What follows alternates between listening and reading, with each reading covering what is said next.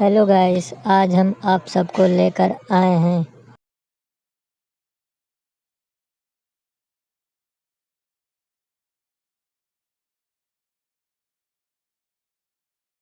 बस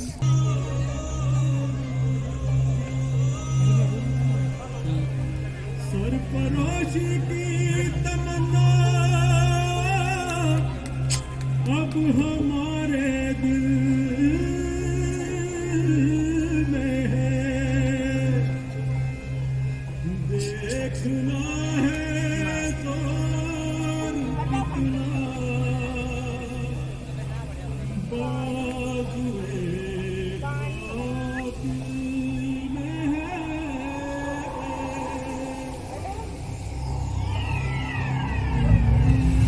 मैं वही वृक्ष हूँ, वही पीपल का दरख्त जिसने क्रांतिकारियों के सरताज महान चंद्रशेखर आजाद की शहादत देखी।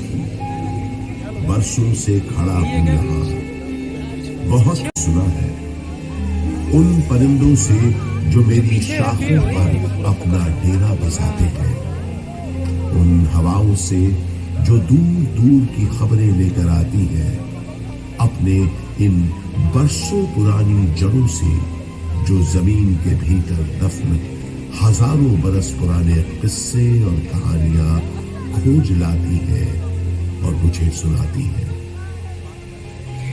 उन्हीं किस्से कहानियों के जमघट में छुपी एक कहानी मैं आज आपको सुनाता हूं। गंगा जमुना सरस्वती के संगम पर हजारों साल पुराने बसे हुए शहर की कहानी, इस प्रयागराज की कहानी, जिसका वर्णन ऋग्वेद में भी मिलता है।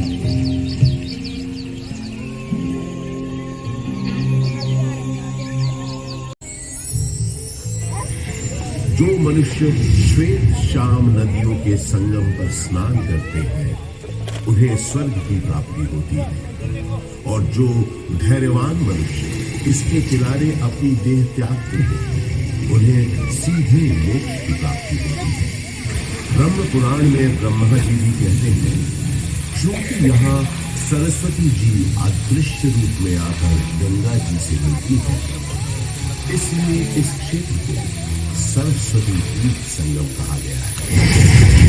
नारदीय पुराण में भी एक प्रसंग मिलता है कि एक बार जब देवर्षि नारद ने ब्रह्मा जी के पुत्र सनक जी से पूछा कि सर्वोत्तम तीर्थ कौन सा है, तब उन्होंने बताया कि समुद्र पर्यंत पृथ्वी पर जितने पुण्य क्षेत्र विद्यमान हैं, उनमें प्रयाग नामक तीर्थ सबसे उत्तम है।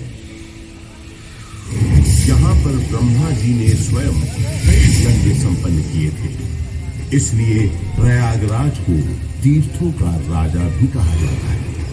तो ऐसे पावन तीर्थ पर बसा है हमारा प्रयागराज। ये उन 4 शहरों में से भी एक है जहां विश्व प्रसिद्ध कुंभ मेले का आयोजन होता है।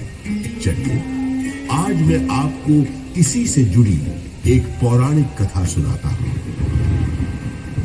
समुद्र मंथन के समय जब अमृत कलश प्रकट हुआ, तब देवताओं और असुरों में उसे पाने के लिए भयंकर युद्ध हुआ।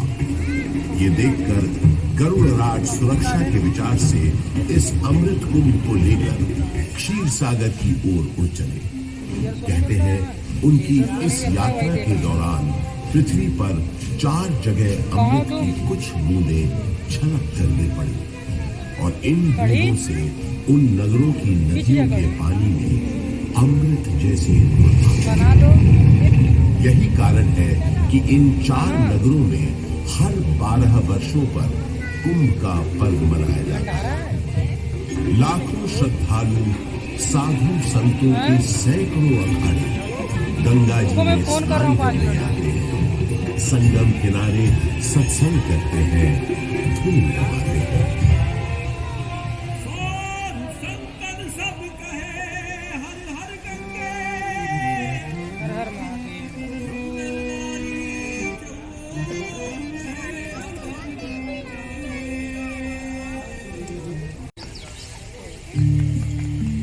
ये इस भूमि का सौभाग्य ही है कि जब भगवान श्री राम ने वनवास के लिए प्रस्थान किया तो सबसे पहले प्रयाग स्थित ऋषि भारद्वाज के आश्रम आए। महर्षि भारद्वाज एक महान तपस्वी व ज्ञानी महर्षि थे। रामचरितमानस में गोस्वामी तुलसीदास जी ने लिखा है कि भारद्वाज मुनि बसहि प्रयागा, अर्थात भारद्वाज मुनि का निवास स्थान प्रयागराज है। ऐसा माना जाता है कि भगवान श्री राम ने वन जाते समय यहाँ रात्रि निवास किया था। भारद्वाज ऋषि ने भगवान राम को विदा करते समय बताया था कि आगे जाने पर आपको एक बरगद का पेड़ मिलेगा जिसे शाम वट कहते हैं। इसके नीचे बहुत से सिद्ध पुरुष निवास करते हैं। ये शाम वट ही आज का अक्षय वट है। इस अक्षय वट के महत्व का वर्णन पुराणों में स्पष्ट रूप से किया गया है।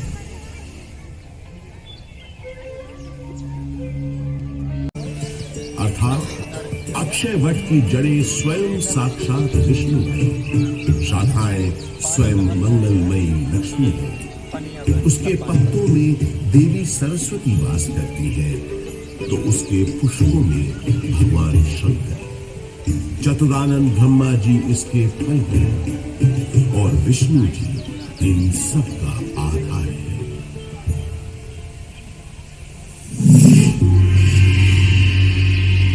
गौतम बुद्ध के काल में भी प्रयाग का बड़ा महत्व था। इसका एक बड़ा साक्ष्य है यहाँ उपस्थित अशोक की लाट।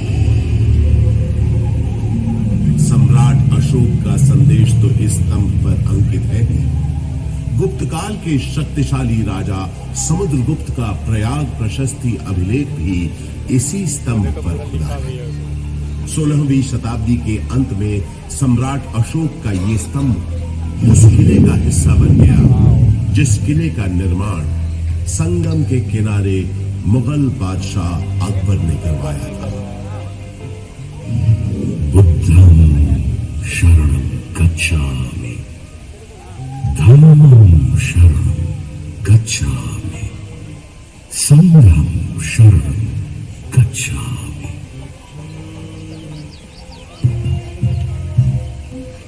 हजारों वर्ष पुराने इस प्रयाग नामक नगर के आध्यात्मिक और धार्मिक महत्व से बादशाह अकबर इतने प्रभावित हुए कि उन्होंने यहाँ एक नया शहर ही बसा दिया और उसका नाम रखा इलाहाबाद, जो वक्त के साथ साथ बन गया इलाहाबाद।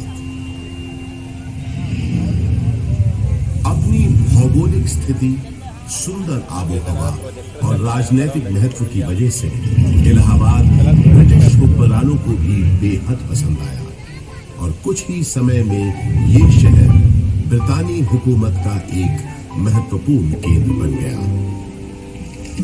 इलाहाबाद हाईकोर्ट इसका एक जीवंत उदाहरण है। देश के 4 उच्च न्यायालयों में से तो एक ये है ही। इसके अलावा अनेक महत्वपूर्ण और ऐतिहासिक फैसले देने का श्रेय भी इस न्यायालय को जाता है।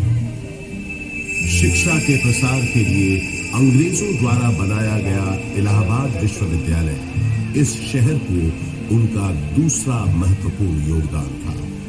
इलाहाबाद विश्वविद्यालय की स्थापना 16 नवंबर 1887 को हुई। पूर्व का ऑक्सफोर्ड कहे जाने वाले इस विश्वविद्यालय का शुरुआती नाम म्योर सेंट्रल कॉलेज था। यहाँ का विजयनगरम हॉल और 7 खंडी मीनारें इतनी सुंदर और आकर्षक है कि आते जाते लोगों की निगाहें बरबस अपनी ओर खींच लेती हैं।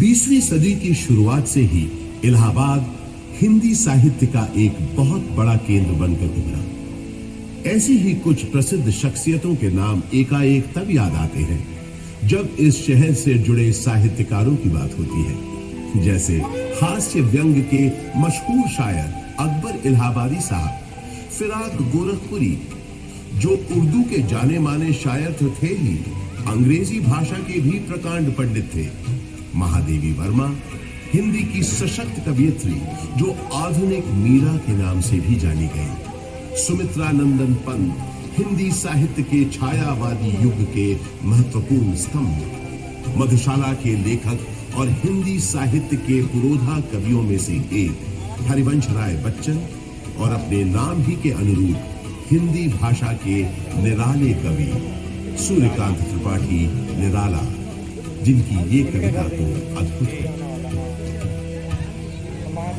देखा मैंने उसे इलाहाबाद के पथ पर, वो तोड़ती पत्थर, चढ़ रही थी धूप गर्मियों के दिन, दिवा का तमतमाता रूप, उठी झुलसाती हुई लू, रुई जूं चलती हुई भू, गर्द चिंगी छा गई, प्राय हुई दोपहर, वो तोड़ती पत्थर देखा मैंने उसे इलाहाबाद के पथ पर, देखा मैंने उसे इलाहाबाद के पथ पर। कला और साहित्य के साथ साथ राजनीति का भी खास गढ़ रहा है प्रयागराज। स्वतंत्रता संग्राम के अनेक शूरवीरों और गणमान्य व्यक्तियों का नाता इस शहर से रहा है, जैसे पंडित मोतीलाल नेहरू, राजश्री पुरुषोत्तम दास टंडन, महामना मदन मोहन मालवीय आदि। स्वतंत्र भारत के पहले प्रधानमंत्री पंडित जवाहरलाल नेहरू का जन्म इसी शहर में हुआ था। उनका घर आनंद भवन स्वाधीनता संग्राम की गतिविधियों का एक बड़ा केंद्र था, जिसकी वजह से प्रयागराज भी आजादी की लड़ाई का एक महत्वपूर्ण हिस्सा बन गया। आजादी की बातें करें तो मुझे याद आता है सन 1857 का स्वाधीनता संग्राम, जिसका गवाह मैं खुद रहा हूं। अनेकों भीषण लड़ाइयां मैंने देखी। एक बार तो मुझे लगा था कि बस हमें विदेशी हुकूमत से, लेकिन इसे बदकिस्मती कहें कि अंत में बाजी पलट गई। परंतु इन युद्ध की वजह से इलाहाबाद एक दिन के लिए ही सही भारत की राजधानी बना। वो दिन था 1 नवंबर 1858। उस दिन प्रयागराज के मिंटो पार्क में एक शाही दरबार लगा था, जिसमें लॉर्ड कैनिंग ने महारानी विक्टोरिया का महत्वपूर्ण घोषणा पत्र पढ़ा। आज 1 नवंबर 1858 के दिन से हिंदुस्तान में ईस्ट इंडिया कंपनी का राज खत्म हो जाए। अब से इंडिया में मलिका विक्टोरिया का राज होगा। ब्रिटिश ताज की हुकूमत होगी यहाँ। उस दौर से निकलकर समय के साथ थोड़ा आगे बढ़े तो मुझे याद आता है अपने चारों ओर बाहें फैलाए ये विशाल पार्क, जिसके आंगन में खड़ा मैं आज आपको ये कहानी सुना रहा हूं। बात सन 1870 की है, जब एडिनबर्ग के ड्यूक एल्फ्रेड साहब इलाहाबाद आए थे। उन्होंने यहां आकर 133 एकड़ के इस बड़े से भूखंड पर एक विशाल पार्क का शिलान्यास किया था। उन्हीं के नाम पर तो इस पार्क का नाम पड़ा है एल्फ्रेड पार्क। ब्रितानवी हुक्मरानों ने इस पार्क के भीतर कई एक महत्वपूर्ण इमारतों का भी निर्माण करवाया। अब जैसे कि ये मशहूर गवर्नमेंट पब्लिक लाइब्रेरी। इलाहाबाद के उस जमाने के कमिश्नर फ्रांसिस ऑटरे मेन एक लाइब्रेरी बनवाना चाहते थे, जिसके लिए उन्होंने मशहूर आर्किटेक्ट रिचर्ड रॉस्किल बेन को बुलवाया और कहा, बेन, हमने तुमको बोला था ना, हमको एक लाइब्रेरी बनाने का है। आई रिमेम्बर सर, आपने बताया था आपका डियर फ्रेंड और इलाहाबाद का एक्स कमिश्नर मिस्टर कटबर्ट बेंसले थॉर्नहिल का मेमोरी में आपको एक लाइब्रेरी बनवाना है, राइट? यस, थॉर्नहिल खुद एक बहुत काबिल टाउन प्लानर था। आधा इलाहाबाद उसी ने प्लान किया है। ये लाइब्रेरी उसकी मेमोरी को बिफिटिंग ट्रिब्यूट होना चाहिए। आप बिल्कुल बेफिक्र रहें सर। मेरे दिमाग में स्कॉटिश बैरोनियल रिवाइवल स्टाइल की एक ब्यूटीफुल बिल्डिंग का प्लान है जो एकदम परफेक्ट होगा ट्रिब्यूट देने के लिए।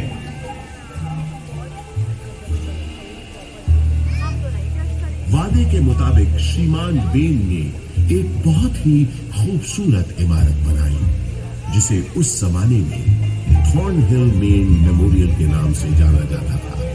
और आज हम इस शानदार इमारत को गवर्नमेंट पब्लिक लाइब्रेरी के नाम से जानते हैं। यहाँ इस लाइब्रेरी में लगभग 1.25 लाख से भी ज्यादा किताबें और अन्य ऐतिहासिक दस्तावेज मौजूद हैं। पूरे उत्तर प्रदेश में सबसे बड़ी लाइब्रेरी यही है। विक्टोरिया मेमोरियल कोलकाता में है, ये तो सब जानते हैं, लेकिन उससे थोड़ा छोटा मगर बेहद सुंदर विक्टोरिया मेमोरियल यहाँ प्रयागराज में भी मौजूद है। ये बात बहुत कम लोग जानते हैं। इसी पार्क के अंदर महारानी विक्टोरिया की याद में बनी सफेद संगमरमर की इस नियो गोथिक शैली की छतरी या कैनोपी का निर्माण सन 1905 में हुआ था और इसी कैनोपी में उनकी 7.5 फुट ऊंची मूर्ति का अनावरण अगले साल 1906 में हुआ। आजकल वो मूर्ति लखनऊ म्यूजियम में रखी है। इसी विक्टोरिया मेमोरियल के बगल में अंग्रेजों ने एक बैंड स्टैंड भी बनवाया। उस जमाने में ब्रिटिश सरकार के ज्यादातर जलसे और दावतें इसी पार्क में हुआ करती थी। उन कार्यक्रमों के दौरान यहाँ पुलिस बैंड बजाने का रिवाज था। इस संगीत का आनंद अंग्रेजों के साथ साथ कुछ रईस और रसूखदार इलाहाबादी भी लेते थे। ऐसा माना जाता है कि ये बैंड स्टैंड अंग्रेजों को एक बंगाली सज्जन बाबू नीलकमल मित्रा ने भेंट किया था।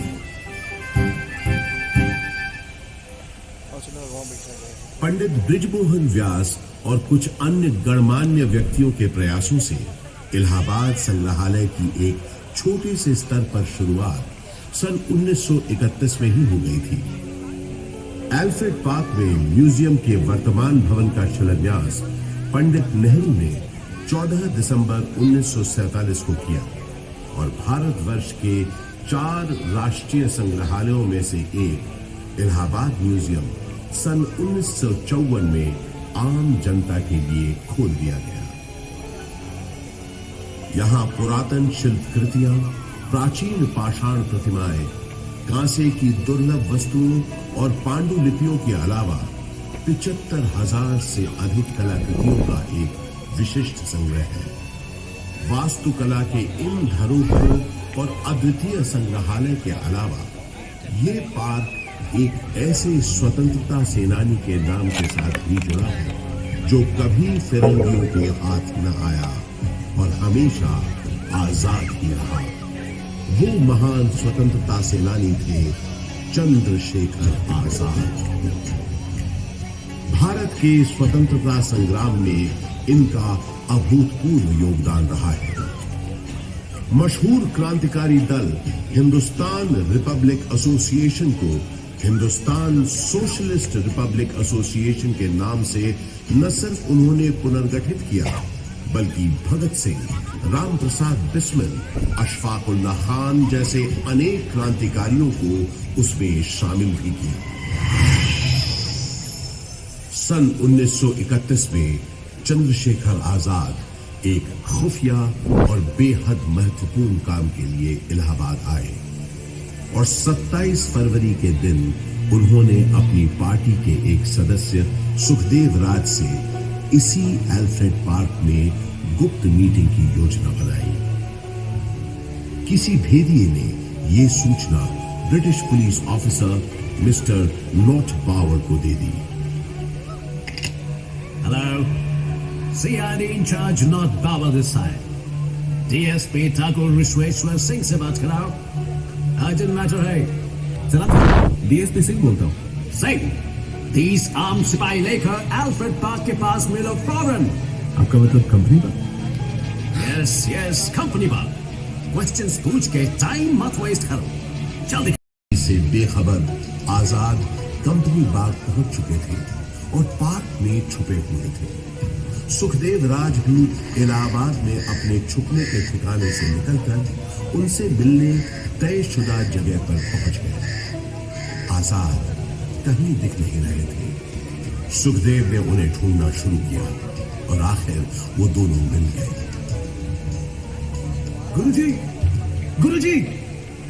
गुरुजी, सुखदेव, किसी ने तुम्हारा पीछा तो नहीं किया? आप निश्चिंत रहे गुरुजी, मैंने यहाँ आते वक्त पूरी सावधानी बरती है। शाबाश सुखदेव, शाबाश। मैंने तुम्हें यहाँ बहुत जरूरी मंत्रणा के लिए बुलाया है। जी बताइए। मैं चाहता हूँ कि तुम और तुम्हारे 4-5 विश्वास पात्र साथी। आजाद और सुखदेव की बातचीत शुरू हुए ज्यादा देर नहीं हुई थी कि नॉट पावर 30 राइफलधारी सिपाहियों के साथ यहाँ पहुंच गया। Mister Chandrashekhar Tiwari, you have been surrounded by police. तुम्हें पुलिस ने घेर लिया है। तुम आज यहाँ से बचकर नहीं जा पाओगे।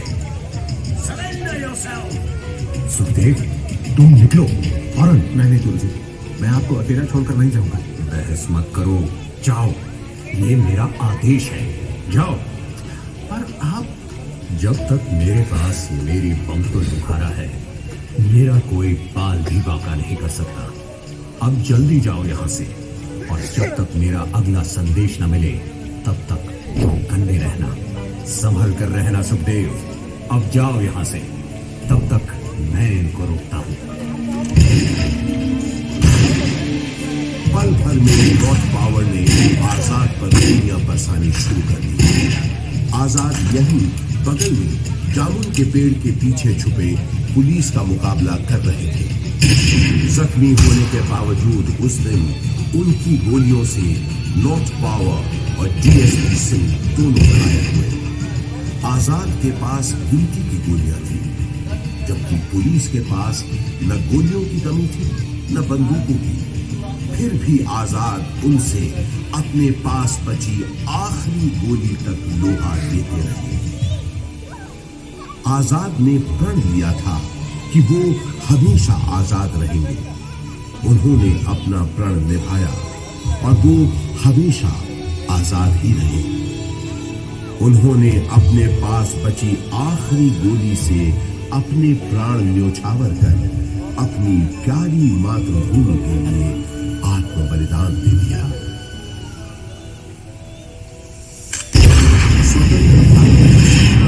अपने दिल में लिए वो शहीद तो हो गए, लेकिन हिम्मत और बहादुरी की मिसाल चंद्रशेखर आजाद हमारे दिलों में हमेशा के लिए अमर हो गए।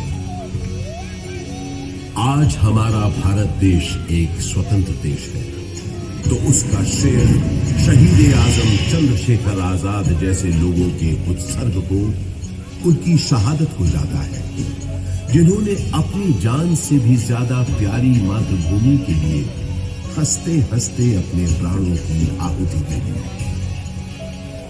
आजाद अक्सर कहा करते थे, अंग्रेजों की गोलियों का हम सामना करेंगे। हम आजाद थे, आजाद हैं, आजाद भी रहेंगे।